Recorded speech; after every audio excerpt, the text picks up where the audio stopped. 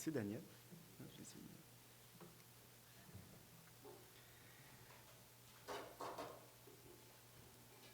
Bon, mais comme j'ai dit tantôt, on vous souhaite tous la bienvenue. Ça fait plaisir de vous voir malgré les temps froids, malgré les temps difficiles. Le message de ce matin, le titre, c'est « Prier afin d'annoncer ». Il y a des messages, souvent on va préparer, surtout quand on regarde l'apôtre Paul dans sa vie, là c'est ça, on va voir ça ce matin. On va dire que notre mission sur la terre, c'est d'annoncer l'Évangile. Vous êtes d'accord avec moi? On a vu dans la dernière année, on a fait une courte série de 3 messages par la prière. Tout ce qu'on devait entamer devait être fait par la prière déposée devant notre grand Dieu. Ce matin, on va aller un petit peu plus en profondeur dans cette optique-là. J'aimerais que vous reteniez ce matin 3 lettres. La lettre P, la lettre R et la lettre A. PRA. OK? Ça a donné comme ça. J'ai réussi à faire un jeu de mots par une coïncidence. Puis ça va nous aider à se rappeler les choses importantes du message de ce matin. Vous allez tourner dans Colossiens 4, versets 2 à 6. Ce matin, on va rester... Bon, on va se promener quand même. Vous le savez, j'aime ça me promener. Mais, pas trop loin, ça coûte cher de gaz, là, se promener, hein? Mais on va regarder ce que l'apôtre Paul, il nous dit. Ouais. 4.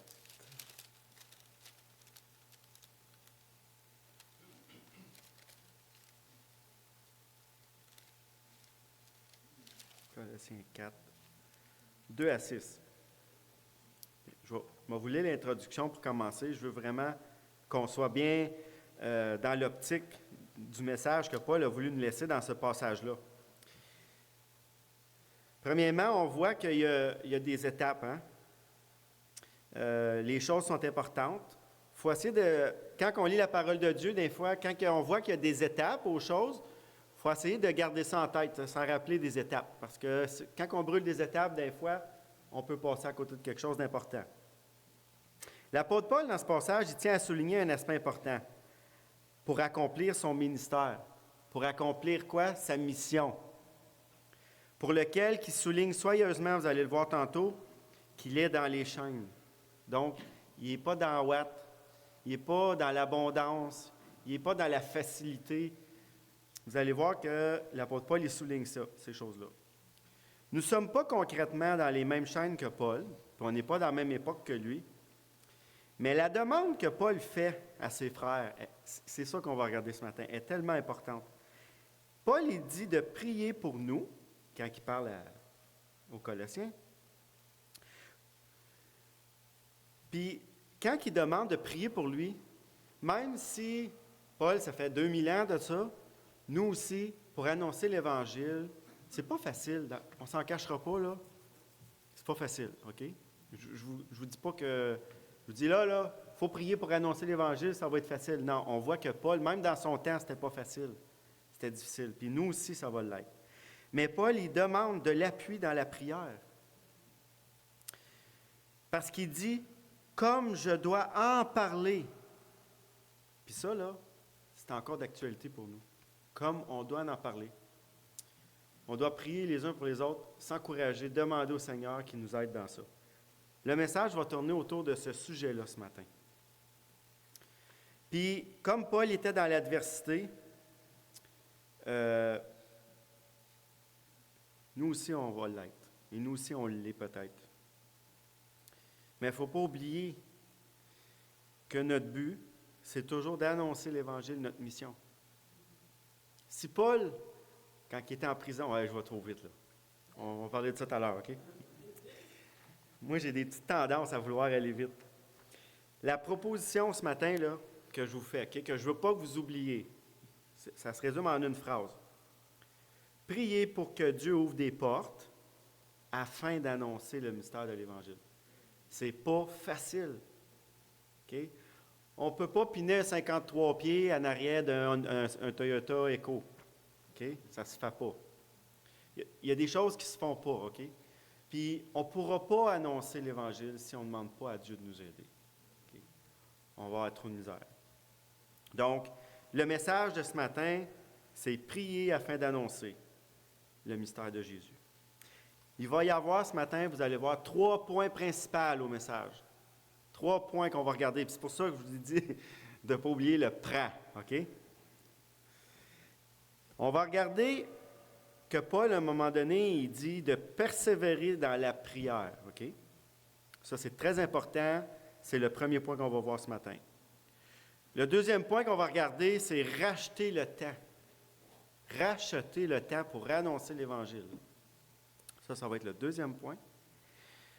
Et le troisième point qui est très important, après avoir prié, puis après avoir dans notre cœur l'envie d'annoncer l'Évangile à tout moyen, à tout temps, c'est faire attention à nos paroles. Assaisonner nos paroles. On va voir ça ce matin. C'est les 3 choses que l'apôtre Paul, il parle aux Colossiens dans les chapitres qu'on va lire. Là, on va aller lire ça pour ne pas oublier, pour rentrer concrètement dans notre message. 2 à 6. Colossiens 4, 2 à 6. Persévérez dans la prière. Veillez-y avec des actions de grâce. Priez en même temps pour nous, afin que Dieu ouvre une porte pour la parole, en sorte que je puisse annoncer le mystère de Christ pour lequel je suis dans les chaînes, et le faire connaître comme je dois en parler. Conduisez-vous avec sagesse envers ceux du dehors. De qui parle, là, ceux du dehors? N'oubliez pas, Paul, il s'adresse aux Colossiens. Là. On sait que là, Paul, il envoie sa lettre aux Colossiens. Il parle à l'Église, il parle aux enfants de Dieu qui sont à Colosse. Il leur dit à eux autres, conduisez-vous avec sagesse envers ceux du dehors. C'est qui, ceux du dehors? Tous ceux qui ne connaissent pas le Seigneur. Ça fait beaucoup de monde, ça. Ça veut dire tout le monde. Et il dit racheter le temps. Vous allez voir, on va regarder ça tantôt. Que votre parole soit toujours accompagnée de grâce, assaisonnée de sel, afin que vous sachiez comment il faut répondre à chacun. Il n'y a personne de pareil, hein? Le premier point, OK, ce qu'on va regarder, c'est les versets 2, 3, 4. Persévérer dans la prière. Je vous ai dit tantôt que l'ordre des choses est extrêmement importante. Persévérer dans la prière. Veillez-y avec des actions de grâce. Priez en même temps pour nous, afin que Dieu ouvre une porte. Il dit-tu, plein de portes? Regardez comment que Paul est humble dans sa demande. Il dit que Dieu ouvre une porte. Juste une. Paul, c'est ça qu'il demande. C'est merveilleux, la parole de Dieu. On est-tu capable là, de commencer à parler à tout le monde en même temps? Ben non. On veut trop d'en faire à la fois. On s'en met épais sur le dos. Priez pour que Dieu ouvre une porte.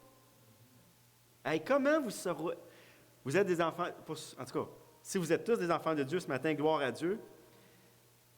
Comment vous auriez tous de la joie si Dieu, cette semaine, plaçait quelqu'un sur votre route qui a envie, qui a des questions par rapport à l'Évangile? Comment vous seriez tous remplis de joie? Hein? Pas 10, là. Juste une. Juste une, vous seriez heureux. C'est ça que Paul dit, là. Il faut y aller une chose à la fois. Prier afin d'annoncer au moins une personne. Ouvre une porte. L'explication de ces versets-là. Ici, Paul, dans les versets 2, 3, 4, il commence en disant de persévérer. Un mot qui nous fait mal, qui est dur. On n'est pas capable. On est des humains. On est tiraillés sur tous les bords. On a plein de choses importantes à faire d'une journée. Hein? Ceux à l'hiver qui chauffent leur maison au bois, il faut qu'ils mettent du bois dans le poêle. Hein? S'ils veulent de la chaleur, c'est important. Ceux qui veulent rentrer dans la cour chez eux quand il y a ça, des pannes de neige, là, hein? Il faut t'appeler la neige, là. C'est important, ça. Puis si tu veux manger à chaque jour là, dans ton garde-manger, ça en prend du manger dedans. Il faut que tu y ailles à l'épicerie. Il faut que tu y ailles travailler. Ça ne se fait pas tout seul, ça. C'est toutes des priorités. Il y en a un paquet de priorités. Mais pour que toutes ces priorités-là, ils s'accordent puis ça fonctionne, la première, c'est de persévérer dans la prière. Quand Paul il dit de prier pour lui ou pour moi, Carl, pour que je puisse, parce que lui aussi c'est ça qu'il voulait, puis moi aussi c'est ça que je veux, annoncer le mystère de Christ, pour laquelle qui est dans les chaînes. Souvent, quand on utilise cette expression-là, être dans les chaînes, ce n'est pas nécessairement dire attaché par une chaîne. C'est quoi l'image d'être dans des chaînes? Privé d'une liberté quelconque, quelle qu'elle soit. Il y en a qui sont cloués dans une chambre de 12 par 12, puis capables de se déplacer, puis capables de parler, presque. On peut être prisonnier de plein de choses. Quand on demande à Dieu de nous ouvrir une porte pour parler l'Évangile, là, ça peut être tout simplement quelqu'un qui va venir à nous autres. Ce n'est pas nécessairement toujours nous autres qui va tout faire. Au contraire, c'est Dieu qui pourvoit. Nous, il faut être prêts, disposés, avoir le cœur, l'envie de voir un âme délivré de la mort.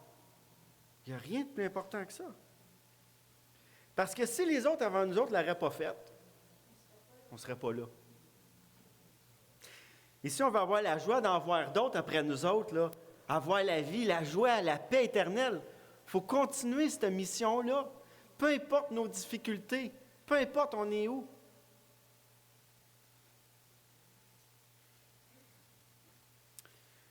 Paul, dans les moments difficiles de sa vie, là, il demande premièrement à ses amis de prier pour lui, pour que Dieu ouvre des portes. Dans les moments difficiles, il prie. Il demande à ses amis qui prient pour lui. Est-ce que Paul demande d'être délivré de ses chaînes dans ce passage-là? Est-ce que Paul demande d'être délivré de son fardeau, de sa difficulté? Ça ne veut pas dire qu'il n'a pas fait ça, là. OK? Écoutez, là, je ne suis pas en train de vous dire qu'on n'a pas le droit de faire ça, là. Faites attention à ce que je dis, là. Suivez-moi comme il faut, là. Le passage ici, il commence premièrement par demander à ses amis de prier pour lui, afin que dans l'épreuve qu'il vit, il puisse annoncer l'Évangile. Il ne demande même pas d'être libéré de ça pour commencer. Il demande que dans son épreuve, il puisse continuer sa mission. C'est ça notre mission. C'était-tu facile, là, dans la situation de Paul, d'annoncer l'Évangile? Pas en tout. Il est en prison.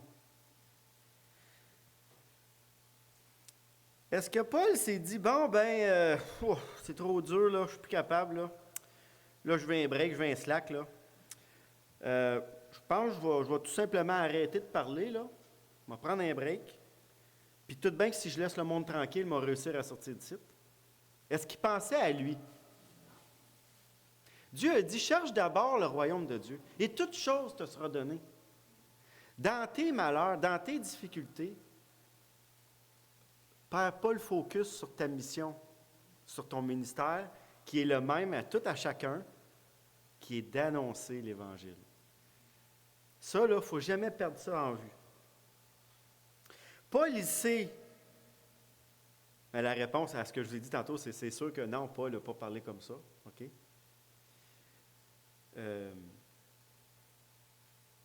Dieu sait qu'est-ce qu'on vit. Dieu il est conscient de qu'est-ce qu'on vit. Mais Dieu voit la mort autour de nous autres. Puis ce que Dieu veut, c'est que quand il va nous emmener quelqu'un, il veut qu'on ait la joie d'annoncer. Mais pour ça, il faut faire quoi en premier? Il faut prier, mais il faut plus que prier. Pas juste une fois. Il faut persévérer.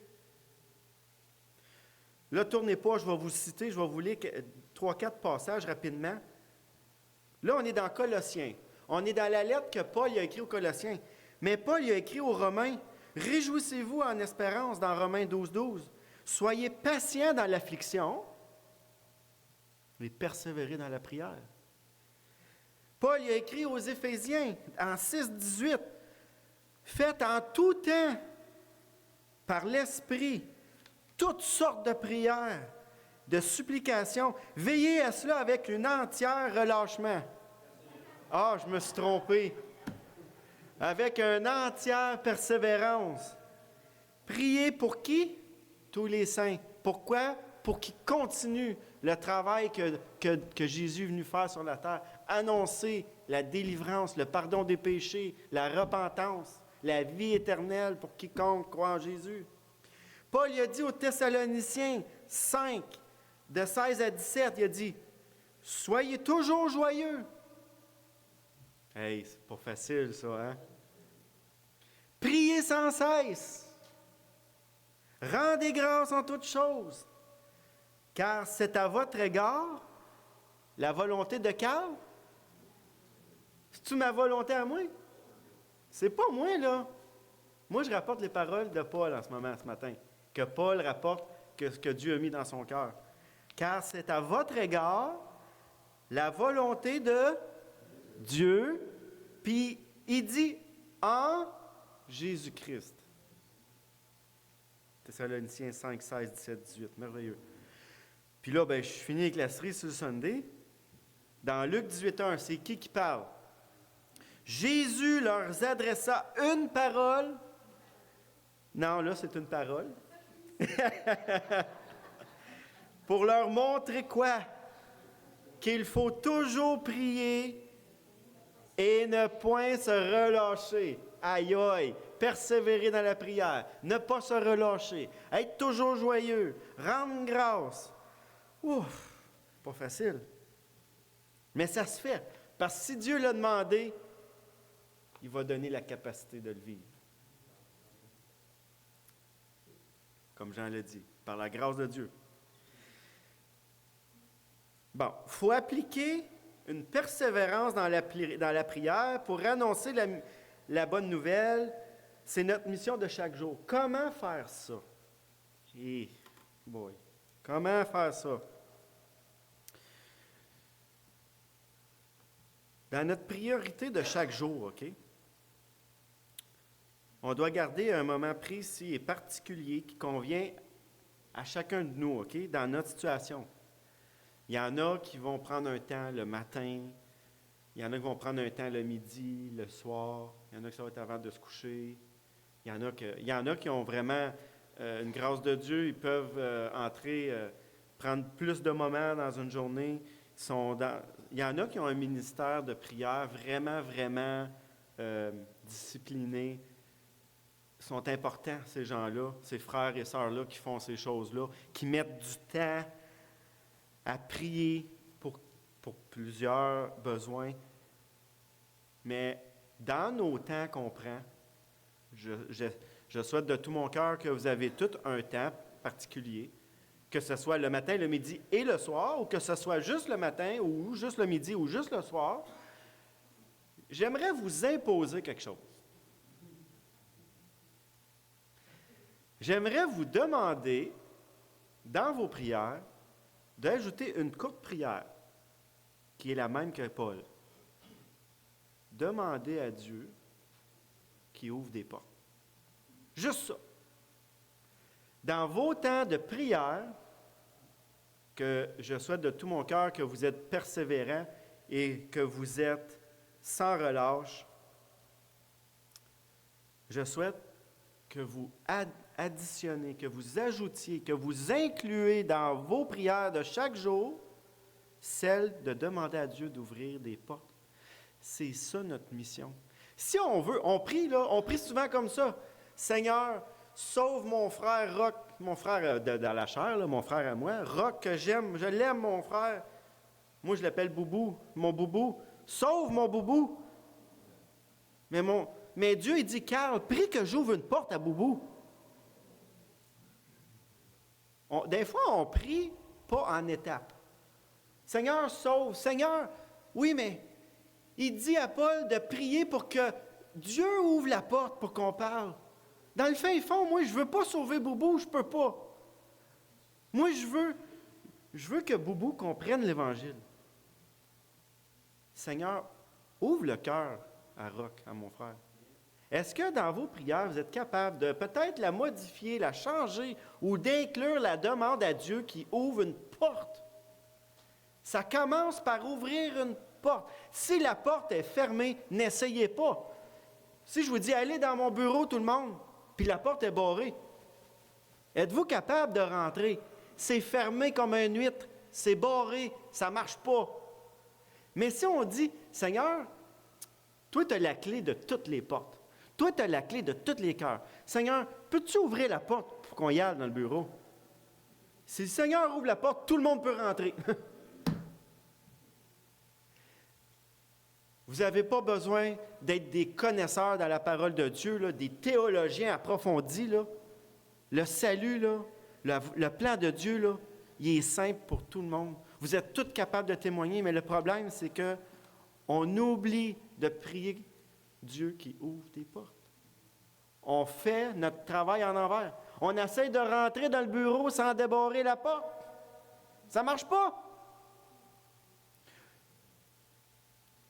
Priez que Dieu ouvre des cœurs.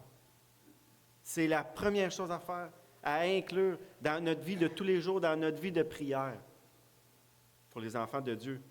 Si on a de l'amour pour les gens autour de nous qui ne connaissent pas le Seigneur,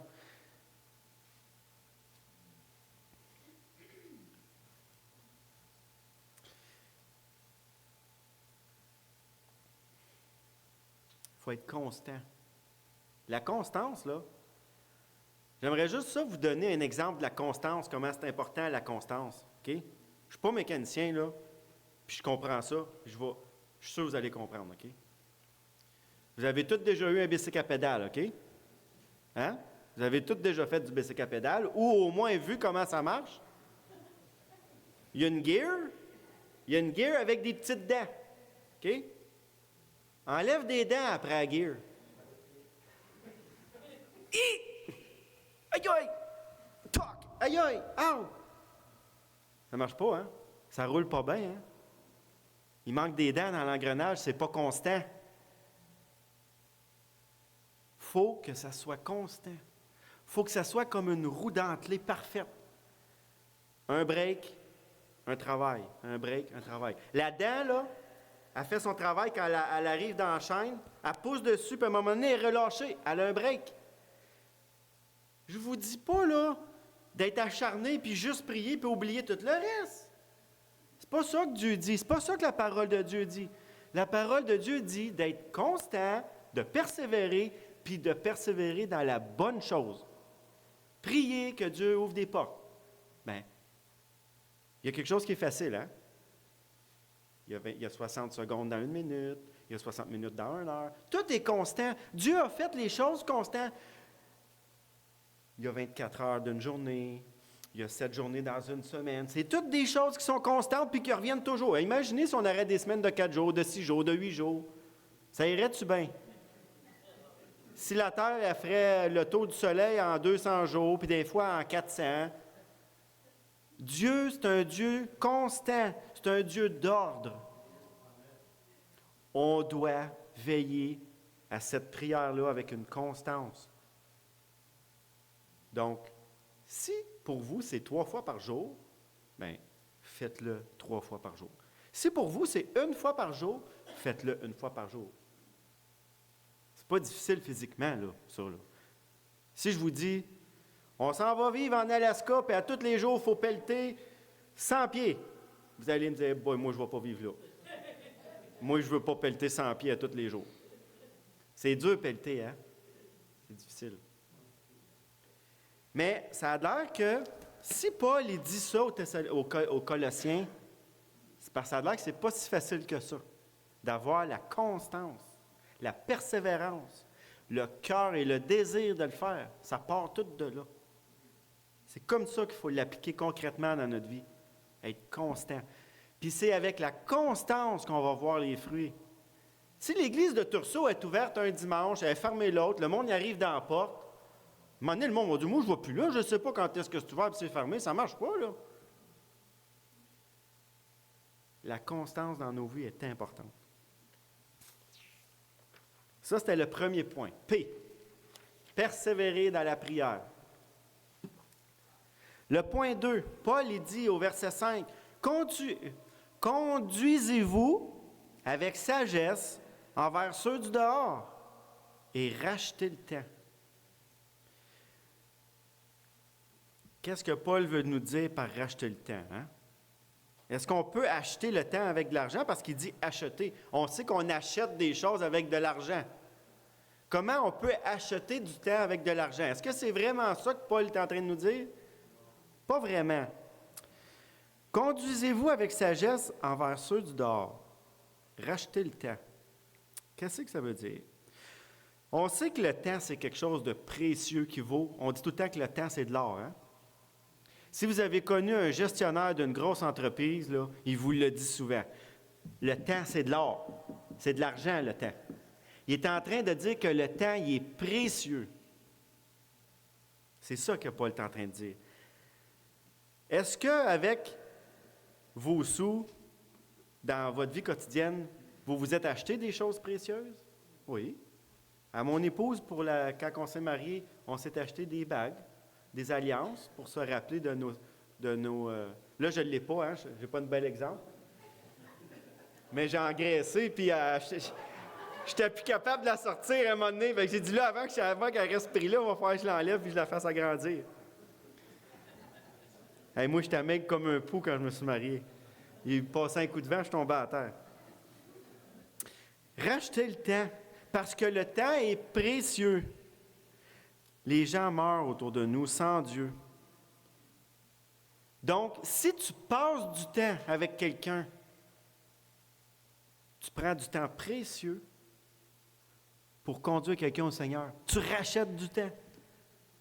Cette personne-là s'en allait vers la mort. Imaginez-vous quand quelqu'un qui s'en va vers la mort change de direction et s'en va vers Dieu.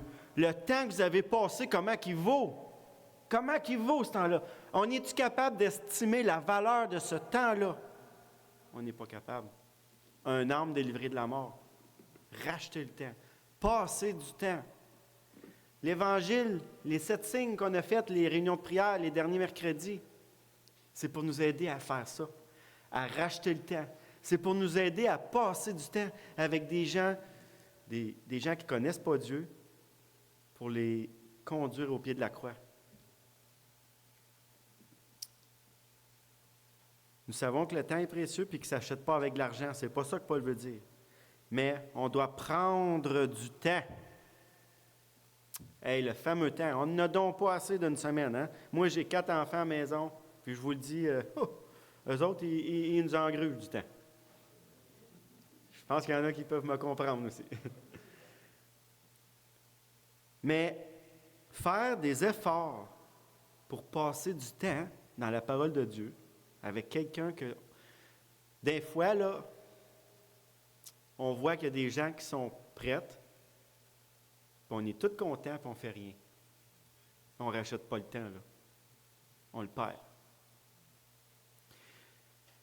Racheter le temps, c'est de ne pas manquer une occasion de parler, de présenter le Sauveur. Pourquoi que le temps est si précieux? On le voit dans le passage de 1 Pierre 4,7. La fin de toute chose est proche.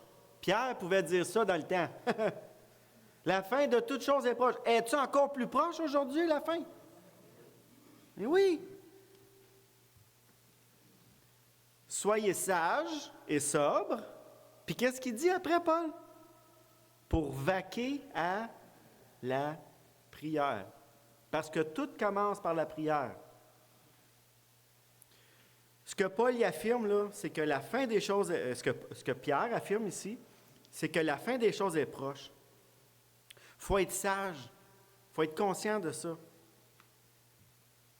ne faut pas manquer à notre discipline dans la prière. Le P de pra ce matin, le premier point, persévérer. Le R, racheter le temps.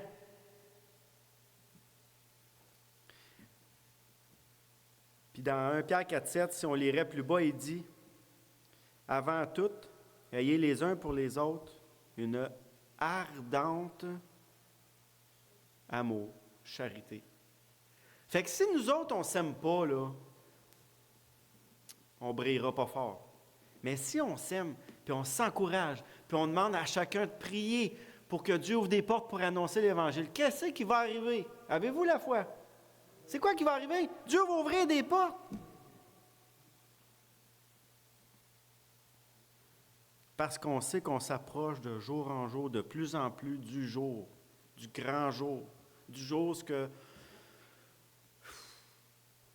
qu'on va être libéré puis qu'on va être avec le Seigneur. Le point 2, c'est quoi? Racheter le temps pour annoncer le pardon des péchés en Jésus-Christ, la repentance, le salut. Comment faire ça? Bien, on l'a vu un petit peu. C'est que par un cœur sincère. Vous devez être sincère, là. Ce n'est pas des paroles en l'air, je vous dis ce matin. Ce n'est pas moi qui invente ça, là. Vous devez, dans votre cœur, avoir le désir d'annoncer la bonne nouvelle. Ça ne sera pas facile. Il faut que je vous avoue, c'est plus dur que pelleter. Autant que pelleter, c'est dur, là. Pelleter du 0,3, du sable, de la neige, trempe. Bien, ça a l'air qu'annoncer l'Évangile, c'est plus dur que ça. Pas physiquement, spirituellement. Parce que la porte de la personne en face de vous, elle est fermée. Il faut prier que Dieu ouvre la porte. C'est de ne pas manquer une occasion. Quand on voit que la personne est pépée, est encouragée, ne manquez pas votre coup. Priez, demandez à Dieu, Seigneur, je n'ai pas le temps de la rencontrer. J'ai un rendez-vous chez ici. Il faut que j'y aille avec le petit là. Il faut que je fasse ci, il faut que je fasse ça. Il faut que je répare ça après la maison, ça n'a pas d'allure. Il faut que je répare ci. Il faut que j'aille faire mettre mes tailleurs d'hiver. Il faut que j'aille faire mon changement d'huile sur le char. Mais cette personne-là est prête. Peut-être que le Seigneur va tout simplement dire, calme, pas de panique, je vais envoyer quelqu'un d'autre. Je sais que tu n'as pas le temps là. Ça se peut que ça soit ça. Priez, puis Dieu va pourvoir. Mais vous pouvez être assis dans la salle d'attente pendant votre changement d'huile, puis la personne qui va s'asseoir à côté de vous autres, là, la porte va être ouverte grande même, vous allez parler pendant une demi-heure, puis cette personne-là va commencer à aller à l'église. Dieu a ouvert une porte. Peu importe on est où, on ne le sait pas. Quand Jonas, là, il ne voulait pas aller à Ninive, là, pourquoi il ne voulait pas aller à Ninive? Quand on connaît bien l'histoire de Jonas, on voit qu'à la fin de son livre, il dit « Je le savais, Dieu, que tu étais pour faire ça. » Nous autres, des fois, on va dire « Ben oui, Dieu, je le sais, là, t'es élu, t'es racheté, tu vas les sauver. Là. C'est pas grave si j'ai manqué mon coup à soir. » Qu'est-ce qu'il a fait avec Jonas? Il a dit « Tu vas aller à Ninive. » Hein? Il a-tu été à Ninive? Il a été à Ninive. Racheter le temps. On est là pour ça. C'est la seule raison pourquoi on est ici encore. Il nous a donné la vie éternelle à ceux qui l'ont reçue. Puis à ceux qui ne l'ont pas reçue, on est là pour leur annoncer, pour qu'ils la reçoivent. Mais là, pour faire tout ça, il faut assaisonner nos paroles. Ah, ça, on a de la misère. On n'est vraiment pas des bons cooks, je vous le dis. Verset 6. Que votre parole soit toujours accompagnée de grâce, assaisonnée de sel, afin que vous sachiez comment il faut répondre à chacun. Hey, on en fait-tu des muffins, des gâteaux, puis souvent on regarde la recette, puis ouais, puis oui, puis là, j'ai mis trop de sel. Qu'est-ce que Paul veut nous dire ici? Paul, il nous dit que c'est important que dans nos dialogues avec les personnes, qu'à chaque fois, il faut toujours accompagner de grâce et de sel. Est-ce que c'est quelquefois qu'il faut faire attention? Est-ce que là, parce qu'on vient de se faire piler sa grosse orteil et on est en colline, lui, il va l'entendre l'Évangile, mais il va le savoir. Non. Même quand on a mal, ça veut dire quand on a mal, il faut quand même avoir l'attitude du Seigneur. Le Seigneur Jésus, là, il avait une attitude exemplaire quand il parlait du royaume des cieux, quand il parlait de la grâce. Est-ce que Jésus il a eu une vie parfaite ou est-ce qu'il n'a jamais souffert? Quand il était devant Pilate, là, il aurait pu dire bien des affaires à Pilate. Là. Il était devant le gouverneur. Il n'a rien dit, pratiquement rien dit. Il a dit, « Es-tu le Fils de Dieu? » Il dit, « Tu le dis. » C'est Jésus, là, le Dieu, là, créateur. Qu'est-ce qu'il a fait? Il y avait des paroles de grâce, assaisonnées de sel. On doit donner goût à nos paroles. On est tous comparés ici à des cuisiniers et des cuisinières qui préparent un repas. Il faut mettre les aliments selon la recette. C'est quoi la recette qu'on vient de voir ce matin? Prier pour annoncer, pour acheter le temps. Puis là, il faut mettre du sel dans ça. Comment qu'on fait? Comment qu'on fait? On emmène une salière avec nous autres, puis quand on parle au monde, on garoche du sel?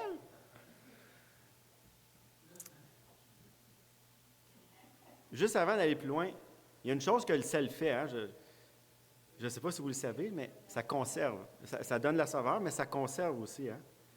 Le sel. Moi, je combine des mots hein, pour aller plus vite encore. Le sel conserve les aliments. Si on met du sel dans nos paroles vont être conservées dans le cœur des gens. Nos paroles vont rester parce qu'ils ont l'ingrédient qui est le sel, qui conserve. Puis si on lui donne juste la bonne dose, ça va avoir un bon goût. On pourrait aller dans Matthieu 5,13. Tournez pas, faut que j'aille vite. Vous êtes le sel de la terre. Mais si le sel perd sa saveur, avec quoi la lui rendra-t-on? Il ne sert plus qu'à être jeté dehors et foulé aux pieds par les hommes. On ne sert à rien si on ne fait pas attention à ce qu'on dit. Marc 9,50. Le sel est une bonne chose. Mais si le sel devient sans saveur, avec quoi l'assaisonnerez-vous? Ayez du sel en vous-même. Soyez en paix les uns avec les autres. On lit dans Luc 14,34. Le sel est une bonne chose, mais s'il perd sa saveur, avec quoi l'assaisonnera-t-on? Il faut faire attention. Il ne faut pas en mettre trop, puis il faut en avoir. Si on n'en a pas, c'est pas mieux. Comment faire ça? Les trois évangélistes, ils disent que c'est important, comme Paul l'a dit. Écoute, Matthieu, Marc, puis Luc, puis Paul. Trois personnes qui ont répété pratiquement la même affaire.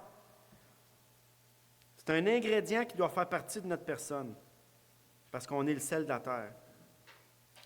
Est-ce que notre parole, dans ce que j'ai lu, là, si vous avez bien écouté, est-ce que notre personne, est-ce que nos paroles doivent être remplies de sel?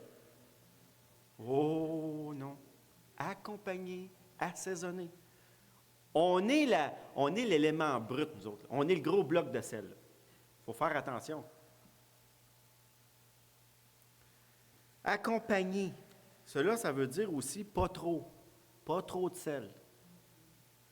Soyons prudents dans nos mots qu'on utilise pour ne pas donner un goût salé, amer, pour que celui qui entend la parole, il se rappelle juste que c'était désagréable pour toujours, parce que le sel, ça conserve, hein? Ça conserve le bon puis le pas bon. Fait qu'imagine si ça conserve le pas bon. Ça ne donne pas grand-chose. Comment qu'on applique ça dans notre vie? Si on compare nos paroles à du sel, certainement, vous avez déjà préparé un repas, mal compris une quantité, ou vous vous êtes trompé, vous avez confondu les unités de mesure, puis ça disait de mettre 2 cuillerées thé à soupe, puis vous avez mis 2 cuillerées à table, parce que vous êtes trompé. Puis là, vous êtes tous contents, vous venez pour donner votre gâteau, puis la personne fait « Hey, je m'excuse, mais pas bon! »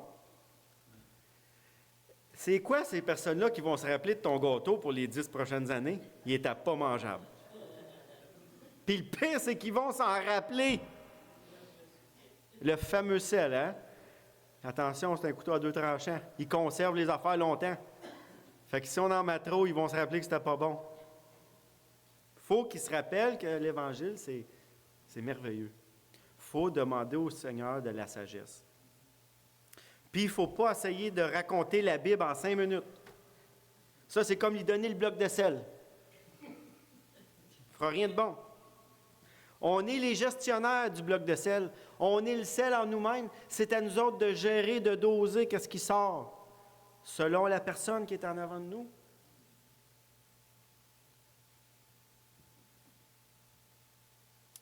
Nos paroles n'auront pas bon goût si on ne fait pas attention. Là, je mets un petit peu ça drôle parce que je veux vraiment que vous compreniez, mais c'est important, il faut faire attention. On a une épée dans les mains, hein? La parole de Dieu est comparée à une épée. Et si on ne fait pas attention avec notre épée, qu'est-ce qui va arriver? On va se faire mal, puis on va faire mal aux autres. Il faut manier l'épée avec sagesse.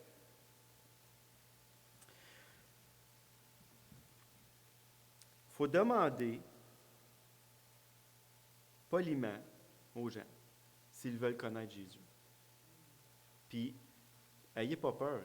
Si vous avez prié et que le Seigneur a ouvert une porte, là, c'est parce que la personne elle veut connaître Jésus. Mais il faut le demander poliment. Parce que si vous ne le faites pas poliment, avec de la grâce et de l'amour et un peu de sel, vous risquez de ne pas avoir la porte ouverte. Puis si la réponse de la personne en avant de vous n'est pas bonne, je veux rien savoir de lui, est-ce que là, tu te fâches, tu fonces des sourcils, puis tu dis, ben bon pour toi, bon, va-t'en en enfer. C'est ça que tu dis? Non, mais malheureusement, il y en a qui ont déjà dit ça.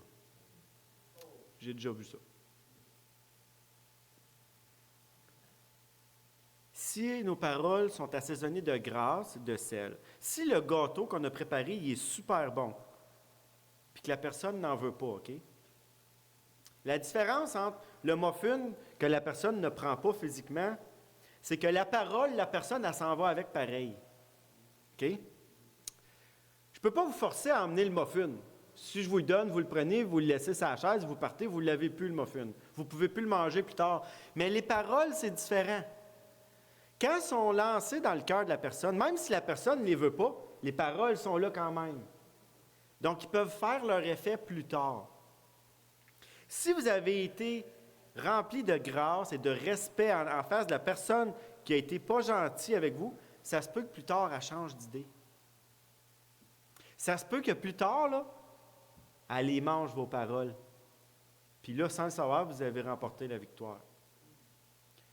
Mais si la personne change de discours en avant de vous, puis elle se fâche, puis vous vous fâchez par-dessus elle, vous venez de scraper votre gâteau. Vous venez de scraper tout. Trop de sel, ça n'a pas bon goût, puis la personne va se rappeler que de ça.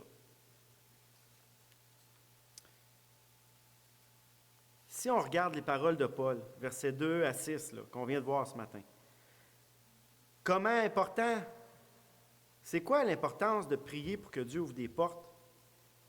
C'est notre numéro 1. Tout le reste, là, va se faire tout seul après. Puis, on voit que Paul, il demande à ses frères et sœurs de prier pour lui. Paul, c'était l'évangéliste. On n'est pas tous des évangélistes comme Paul. On a plein d'autres dons. Mais si Paul, qui était l'évangéliste, le modèle d'évangéliste, il a demandé à ses amis de prier pour lui, comment est-ce que nous autres, on a besoin de demander qu'on prie? Bien plus. Il faut se demander entre nous autres. Moi, je vous ai partagé dernièrement, j'ai eu des portes ouvertes larges même pour présenter l'Évangile. Priez pour moi, que Dieu me donne la capacité. Parce que moi, tout, je manque de temps. Moi, tout, des fois, je ne rachète pas le temps. Je manque mon coup.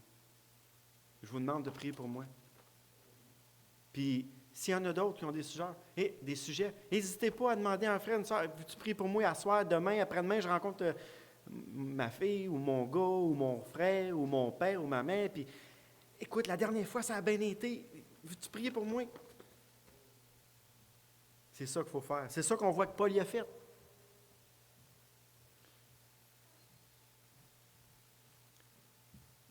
Il ne faut pas oublier que le temps, il est précieux, que la fin est proche.